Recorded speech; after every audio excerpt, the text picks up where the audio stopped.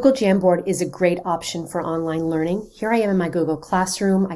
You can see I have my Meet link for my students. I'm going to click the link as the students would click the link and join the meeting. On the bottom right-hand side, if we open it up, you can see Whiteboard. Click that. You have two options. You can start a new whiteboard, which would be a clean slate, just as if you were writing on your whiteboard at work, or choose from Drive. I'm going to do the choose from Drive option. I will pick one of my recent ones, which was my math example, and open my Jam. When I open my Jam, it is only editable for me, not for the students.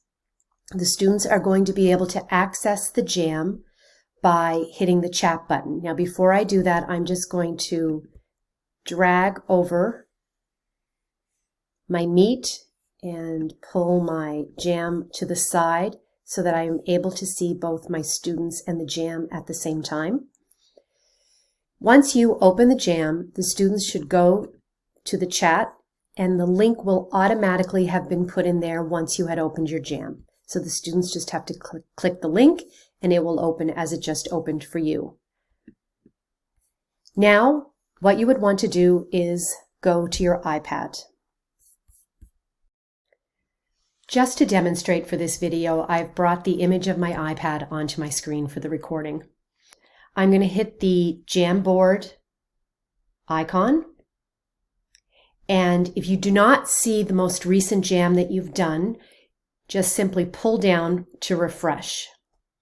So mine is here. I'm now going to open the math example.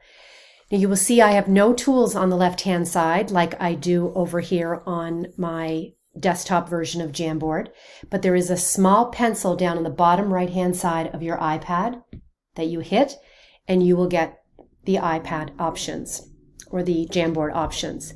So you can see the options are a little bit different on the whiteboard. You do not have the ability to set the background on the iPad version. So if you want to change anything in terms of backgrounds or adding images, it's easiest to do it from your desktop. But then again, it's much easier to write when you're on your iPad.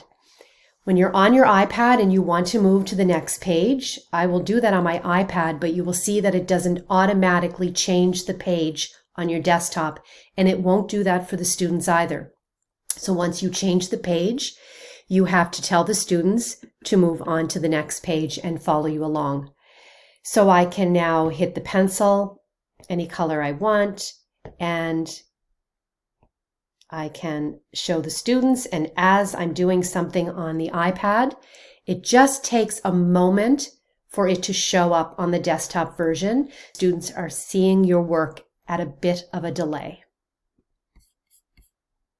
If you want your students to be able to join you and write on the Meet, they will only be able to do it with their finger on a trackpad of their Chromebook, but you will first of all have to go up to Share and change the settings so that they are able to edit.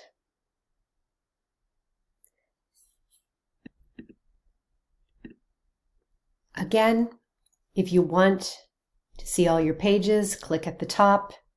You can add pages in between if you need new, fresh pages, and you can just scroll along to see the other pages that you've done.